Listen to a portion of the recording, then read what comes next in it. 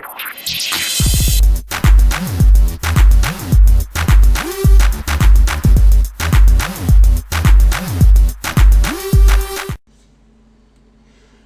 and welcome to this episode of TechteamGB. Today will be a look over Windows 8.1 and what they've changed, what's better, what's possibly even worse, and what can still be improved. So as you can see, the Windows 8.1 preview is being shown on a multi-touch device. Now, despite the fact that you can see this this keyboard icon here and this keyboard, I don't have a touchscreen device, which is a shame. But if you want to see what the Windows 8 experience on a touchscreen sort of all-in-one device, check out Sonny's review of the all-in-one, which should be out in the next few days. Now, let's take a look at a few features. So the first feature that they mention is search once, go anywhere. Now, when in Windows 8, when you hit the start button and you went to the start menu and you started typing for something like Device Manager, it would only come up with for example, with apps, not in wouldn't search in settings. Then you'd have to click settings, like up here where Device Manager currently is, and it would and then it'd search for settings, or you could search files, but that was pretty much it. Now you can search the internet, settings, apps, or anything else. So now, as you can see, I have my Device Manager. Sorry, this is a bit slow. I am running on a virtual machine, as you can now see, yes, I'm only giving it 4 gigs of RAM and 2 cores, so it's pretty slow. So the other thing is more apps to love. This is the basically just they've expanded their app store, which will probably take a minute to load now. Of course it will, but basically there's more apps. Which is kind of cool, I guess. TV Catch Up, Minesweeper, Facebook, Fresh Paint, Flow, Zombie HQ, Win8 Media Player for 99p, or Hit the Toilet Paper. Wow. Let's just close this. Oh, by the way, to close apps, you drag to the bottom, or just anywhere on the bottom, because yeah, oh, I think that resets the app. Oh, that's cool. If you drag an app to the bottom and then wiggle it around, it spins round and then it resets itself. That's kind of cool. But some of another feature that they talk about is customizability. So now you can do full split screen, as you can see here. You can dock it like you used to do. The store isn't a great app to show this, or you can dock to the other side. Obviously this is going to just do that, but let's just close this. Let's do this with Internet Explorer. I'm going to dock it to this side, open up another app, the weather, because that's always a cool app to have. So if I want to dock Internet Explorer, it comes up in a more docked mode, with the MSN homepage, of course. Or when the weather app starts to work, dock it on this side, and you can change where it is as well, which is kind of cool, I guess. By the way, to all the haters on the Windows 8 why PC users hate it video, I was deliberately doing it from perspective of somebody who's never used Windows 8 before. So yeah, if you want to go watch the video, hit TechteamGB and just search Windows 8 and have a look at those videos. I'll probably put an annotation on the screen right now, probably over this this lovely image here. You'll probably see it pop up. I don't know. So yeah, make it yours. There's more customization, including home screen slides, slideshows. Sorry. It's also built-in cloud storage. So now SkyDrive is now the default save location for saving documents. That's just going to be a pain in the ass, not anything helpful. And fast full-screen browsing. So Internet Explorer, from the UI, is apparently better now. It does seem a bit faster, yes. I guess, maybe.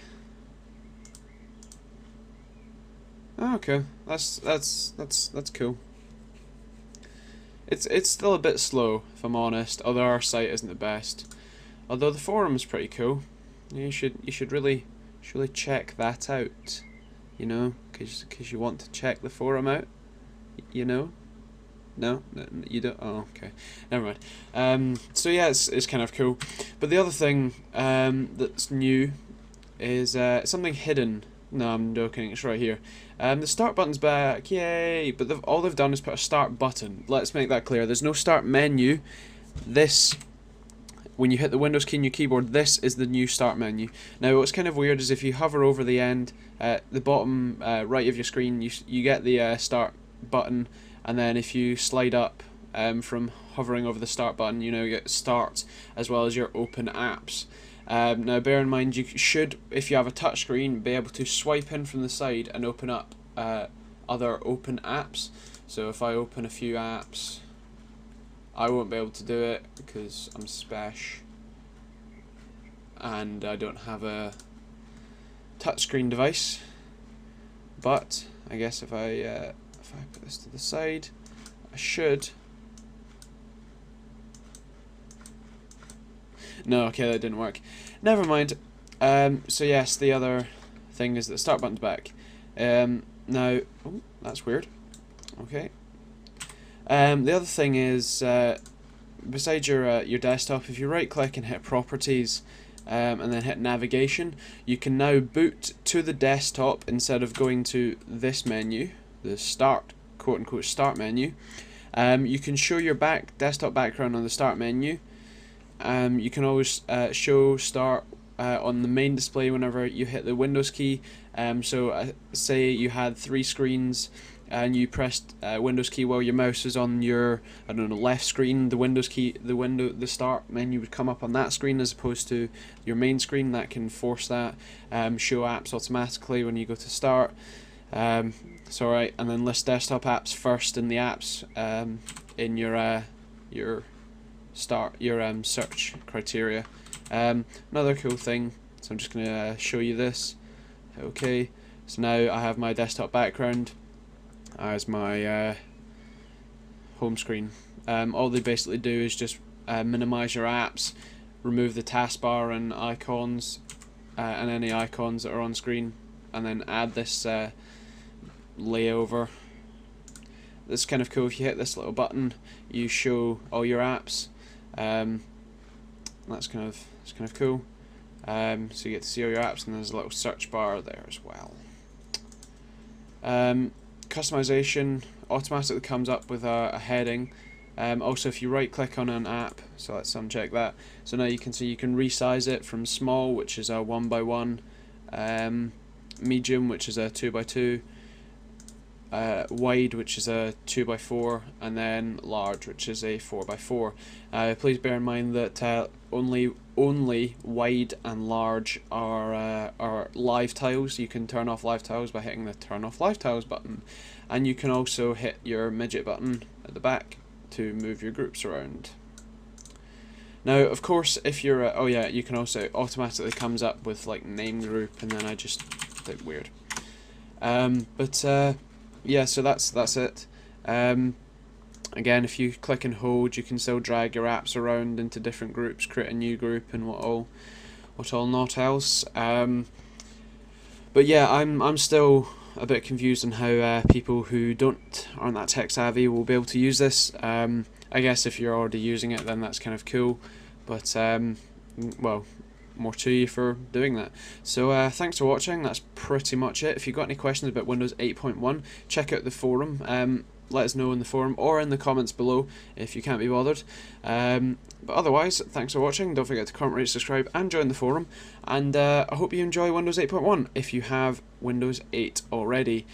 Just before I go, I just remembered that Windows 8.1 is a free update. It's basically a service pack that you will be able to download. I believe you're able to download it now. I downloaded an ISO of this, which is the preview version, which is available from windows.microsoft.com/en-us/windows8 windows-8/preview-download. Here, by the way, all the ISOs in different languages are here in 30-bit and 64-bit. So yes, thanks for watching. Don't forget to comment, rate, subscribe, and we'll see you all next time.